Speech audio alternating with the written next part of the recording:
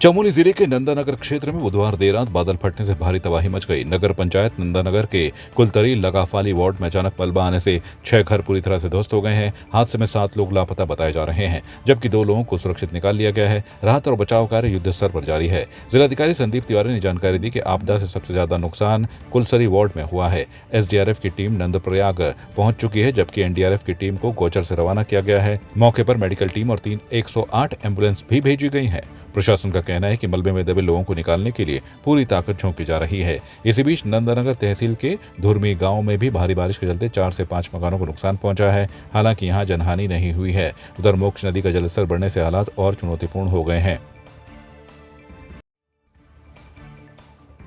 लालकुआं कोतवाली क्षेत्र में चोरों के हौसले लगातार बढ़ते जा रहे हैं। बीती रात चोरों ने प्राचीन अवंतिका देवी मंदिर को निशाना बनाकर दान पात्र तोड़ डाले और हजारों रुपए नकदी, करीब 1 किलो चांदी तथा पुजारी की अलमारी में रखे 20,000 रुपए चोरी कर लिए। सुबह श्रद्धालुओं के पहुंचने पर घटना का खुलासा हुआ। सूचना पर पुलिस मौके पर पहुंची, लेकिन चोर अब तक फरार है। इस घटना ने पुलिस की गश्त और सुरक्षा व्यवस्था पर गंभीर सवाल खड़े कर दिए हैं।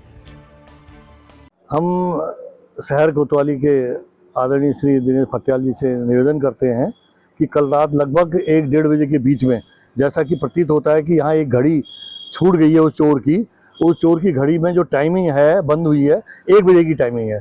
तो लगता है कि 1-1:30 बजे के बीच में चोरी हुई है। और जो मंदिर में मेन मंदिर था अवंतिका का, वो मंदिर का दान पात्र और हनुमान जी के वहाँ दान पात्र, कृष्ण के वहाँ का दान पात्र, ये तीनों दान पात्र तोड़े और दान पात्रों में से सारे रुपये निकाल के ले जा चुका है। और जो इधर पंडित जी का रिहायशी जो कमरा था, उस कमरे में से उनके दोनों बक्से तोड़ के उससे पैसे ले गए, किताबें भी थोड़ी बहुत ले गए हैं और चेकबुक ले गए। और साथ में जो अलमारी थी पंडित जी की, उस अलमारी में से चांदी रखा हुआ था। पंडित जी ने जो चढ़ावा आता है, जो भी आता है, वो थोड़ी बहुत चांदी उसमें रखी हुई थी, कि लगभग 1 किलो के लगभग होगी वो चांदी। और पंडित जी का जो रुपया था उसमें रखा हुआ, दिया हुआ, तो वो पंडित जी का करीब लगभग 20,000 रुपये लेके सामान ले गए। तो हम तो ये एक आग्रह करते हैं, निवेदन करते हैं शहर कोतवाल साहब से कि वो जो है जल्द से जल्द इनकी जाँच करें और जो भी दंड के भागी हों उनको जेल के अंदर डालें। जनपद में स्वच्छता ही सेवा 2025 अभियान का शुभारंभ हेमवती नंदन बहुगुणा स्पोर्ट्स स्टेडियम से किया गया। यह अभियान 17 सितंबर से 2 अक्टूबर तक स्वच्छोत्सव की थीम पर एक जन आंदोलन के रूप में मनाया जाएगा। शुभारंभ के अवसर पर मेयर अजय वर्मा ने अधिकारियों, कर्मचारियों, खिलाड़ियों और नागरिकों को स्वच्छता की शपथ दिलाई। वहीं मुख्य विकास अधिकारी रामजी शरण शर्मा ने कहा कि स्वच्छ भारत श्रेष्ठ भारत की संकल्पना तभी पूरी होगी जब इसे सब मिलकर एक जन आंदोलन के रूप में आगे बढ़ाएं। जैसे कि आप देख रहे हैं कि स्वच्छता ही सेवा कार्यक्रम के तहत हम लोग आज सबसे पहले शपथ लेने के बाद एक फिट इंडिया मूवमेंट के तहत एक रनिंग का भी रखा हुआ है। सभी बच्चे रनिंग करते हुए आएंगे, जितने भी पार्टिसिपेंट्स हैं। रनिंग करने के बाद अपने ग्लव्स और जो भी साफ सफाई का सामान है वो लेके फिर क्षेत्र में निकलेंगे और चारों तरफ साफ सफाई करेंगे। बागेश्वर में जिला प्रशासन और स्वास्थ्य विभाग ने स्वस्थ नारी सशक्त परिवार अभियान का शुभारंभ जिला अस्पताल प्रांगण से किया। जिलाधिकारी आशीष भटकाई और जिला पंचायत अध्यक्ष शोभा आर्य ने संयुक्त रूप से फीता काटकर अभियान की शुरुआत की। यह अभियान 17 सितंबर से 2 अक्टूबर तक संचालित हो गया। अभियान के पहले दिन आयोजित स्वास्थ्य शिविर में ईएनटी, बाल रोग, नेत्र रोग, दंत रोग और फिजिशियन सहित विशेषज्ञ चिकित्सकों ने मरीजों की जाँच की। रक्त जाँच, मानसिक स्वास्थ्य परामर्श, दिव्यांग प्रमाण पत्र और अन्य सेवाएं भी निःशुल्क उपलब्ध कराई गयी। देखिए, आज का कार्यक्रम हमारा सुबह 10 बजे से कैंप शुरू हो गया था। बृहद कैंप था। इसमें हमने अल्मोड़ा मेडिकल कॉलेज की भी मदद ली, हमने गवर्नमेंट इंटर कॉलेज से एनसीसी की भी मदद ली, इनकी मदद ली और उसके बाद इस कैंप का सुचारू संचालन शुरू कर दिया गया। इसका उद्घाटन डीएम सर और जिला पंचायत अध्यक्ष, नगर पालिका अध्यक्ष, इन सब ने इनका उद्घाटन किया और उसके बाद ये कैंप शुरू हो गया। अब इस कैंप में लगातार मरीज़ देखे जा रहे हैं। अब तक कम से कम 15 विकलांग प्रमाण पत्र बन चुके हैं, जिसमें मानसिक रोगी के बन रहे हैं। तो और बाकी जो जांचें हैं महिलाओं की, वो जांचें हो रही हैं। हीमोग्लोबिन और शुगर की जांचें हो रही हैं। और भी अगर उन्हें किसी जांच की वो है तो हमने फ्री डायग्नोस्टिक भी रख रखा है, साथ में एक लैब का भी सिस्टम रखा है पैरेलल। वो सैंपल देंगे, डॉक्टर लिखेगा जांच, सैंपल देंगे और उनकी जांच हो जाएगी। टीबी के लिए भी स्क्रीनिंग हो रही है। ब्लड डोनेशन भी शुरू हो चुका है, ब्लड डोनेशन भी चल रहा है पूरा।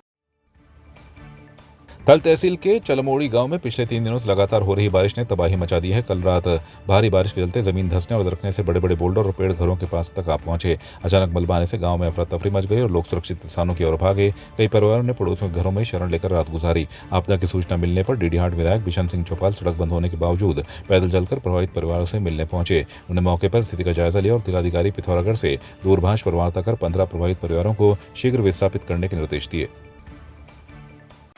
ये चलमड़ी गांव में मैं 30 अगस्त को यहाँ पर भी आया था। उस समय भी देखा मैंने कि ऊपर से दरारें पड़ी थी 100 मीटर लंबाई में उसकी दूरी, और जो दरारें पड़ी थी उसमें 3 मीटर से 2 मीटर तक गहरे दीवारें।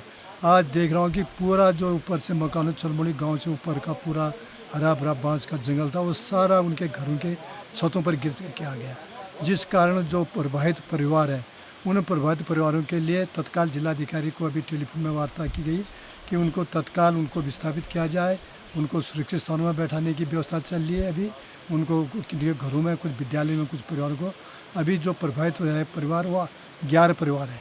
उन 11 परिवारों को तत्काल हमने शिफ्ट कर दिया इधर गाँव के अंतर्गत ही। यहाँ पर जब सबसे बड़ी समस्या पेयजल की, क्योंकि पेयजल की योजना ध्वस्त हो सके और चलती पेयजल योजना को तत्काल उसको ठीक करने के निर्देश दिया। और खाद्यान्न की समस्या इन लोगों के सामने भी है, खाद्यान्न की समस्या समाधान। और अधिकारियों को हमने कहा कि तत्काल जो विकास खंड डीडीहाट के अंतर्गत आता है वहाँ के वो जिलाधिकारी का नज़दीक पड़ता है, हमने को उनको तत्काल उनको कार्य कर गोली हाट से आने में बहुत टाइम लगेगा अधिकारी को आने में। तो इसलिए विस्थापन की सरकार तत्काल इसमें गंभीर रूप से काम कर रही है। सरकार प्रधानमंत्री नरेंद्र मोदी जी भी आए थे बीच में, आपदा प्रभावित क्षेत्रों का उन्हें जायजा लिया और विशेष औद्योगिक पैकेज भी दे गए। इसके अलावा और भी जो समस्या प्रदेश सरकार भी, केंद्र सरकार भी आपदा प्रभावित परिवारों, आपदा क्षेत्र के लिए गंभीर है। आपकी इस पर क्या राय है, हमें कमेंट कर जरूर बताएं। इसके साथ ही आप हमारे YouTube चैनल को सब्सक्राइब कीजिए। आप हमें Facebook, Instagram, Twitter पर फॉलो भी कर सकते हैं और संवाद 365 के साथ एक क्लिक में जुड़ने के लिए डाउनलोड कीजिए संवाद 365 ऐप।